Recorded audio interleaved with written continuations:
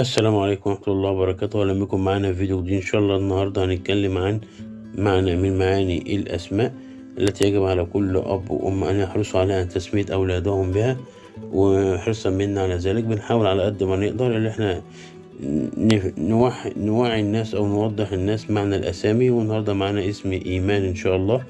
إيمان ده اسم علم مؤنث أصله عربي، ومعناه التصديق والتصديق بالقلب، التصديق والتصديق بالقلب والقرار باللسان والعمل بالجوارح. يعني ايه معنى كل اللي انا قلته دوت؟ يعني معناه الملخص بتاعه الايمان بالشيء، الايمان بالله، اللي انت تبقى مؤمن ايمانك عالي ماشي. وذكر في كثير في مواضع كثيرة من في القرآن الكريم، ولو يذكر في من الأحاديث النبوية. وللعلم بالشيء برضو كان في اختلاف كتير ما بين العلماء حوالين الاسم دوت. للحقيقة بعض العلماء قالك لا يستحب التسمية به. ليه يا عم؟ لأنه بيزكي على نفسه الإيمان. أنا إيماني عالي، أنا مع ربنا، أنا إيماني فوق الدنيا وكده يعني. فبيقول لك لا، ده كده بيزكي نفسه فلا يستحب أن يسمي به.